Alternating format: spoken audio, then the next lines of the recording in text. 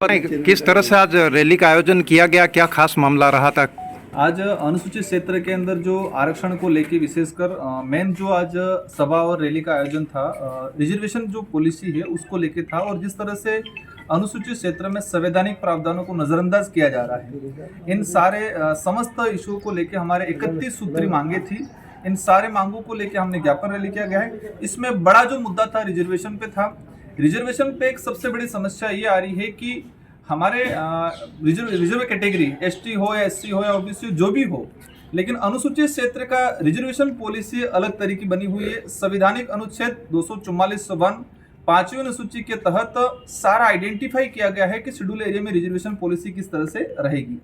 अब supreme court का एक जजमेंट आया है, उसमें कैटेगरी वाइज मतलब कोटे में कोटा का जो आया है, और उसको लेके पूरे देश के अंदर माहौल बना हुआ है। अलग अलग तर्क निकाले जा रहे हैं। कुछ लोग सत्ताधारी लोग, मैं एज ए पार्लियामेंट मेंबर हूं, और उसी दौरान प्रधानमंत्री जी ने स्वयं ने कह दिया कि इसको हम लागू नहीं कराएंगे। कुछ यहाँ पर अलग स्टेटों में, 2-3 स्टेटों में कुछ लागू किया गया। इसके अंदर क्रिमिनल का भी फैसला आया। तो एज ए प्रधानमंत्री जी ने भी क्रिमिनल के कहा, सारे जो सांसद मिलने गए थे उनको कहा कि हम लागू नहीं करेंगे। उधर कुछ और बोल रहे हैं, धरातल पे बीजेपी का कार्यकर्ता कुछ और बोल रहा है।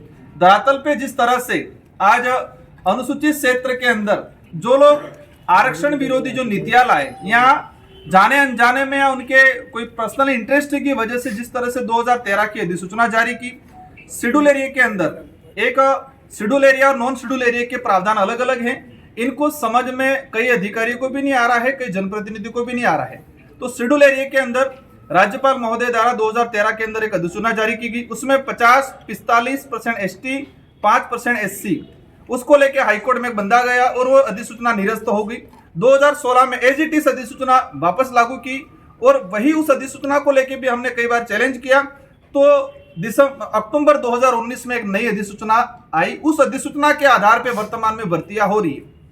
2013 की मेन अधिसूचना 2013 की है, लेकिन 2016 में इसको परिवर्तन किया। शब्दों में भावना वही है, उद्देश्य 2013 वाला ही है। 2019 में फिर चेंज किया, और यहाँ पर ये स्थिति बनी हुई है कि 45% एसटी को रिजर्वेशन, 5% एससी को, और 50% ओपन कैटेगरी कर रखा है इन लोगों ने। लेकिन ओपन कैटेगरी के अंदर पुलिस डिपार्टमेंट की बात करें हम, कि जो बंदा अगर जनरल मेरिट टॉप कर रहा है उसको भी रिजर्व कैटेगरी में डाला जा रहा है। मैंने सारा डाटा मेरे पास पड़ा है, गवर्नमेंट को लेटर लिखा है, और आज के ज्ञापन में भी हमने चीजें दी गई है। तो जो रिजर्व कैटेगरी का बंदा अनरिजर्व में जा रहा है, यहाँ पर 75% ट्राइबल इलाका है और ट्राइबल इलाके को 45%। इसमें एक सबसे बड़ी समस्या ये है कि जो 45% रिजर्व कैटेगरी से अनरिजर्व कैटेगरी से बाई चांस कोई बंदा लग भी गया है, तो उसको पदोन्नति में इसकी कैटेगरी जो गणना की जा रही है, उसकी गणना रिजर्व कैटेगरी में ही की जा रही है।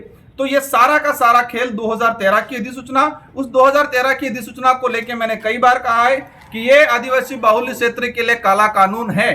तो वही जो 2013 की अधिसूचना पास कराने वाले लोग आज नए सिरे से आरक्षण करके आरक्षण का मुद्दा बना के लोगों को गुमराह कर रहे हैं। सारे लोग एक पॉलिटिकली एजेंडा बना रखा है। बीच में आयोजन किया गया, बीजेपी के लोग एक पहली बार देख रहे, सत्ताधारी लोग रैली और आंदोलन कर रहे हैं। यार सत्ताधारी लोग कब करते हैं? हम पहली बार ये चीज देख रहे हैं। आप सत्ता में हो, पूर्व सांसद, सारे विधायक वर्तमान बीजेपी से जुड़े हुए, बीजेपी के प्रत्येक पदाधिकारी, बीजेपी के सारे नेता मिलकर रैलियों के लिए आंदोलन कर रहे हैं। वो भी आरक्षण की बात करें तो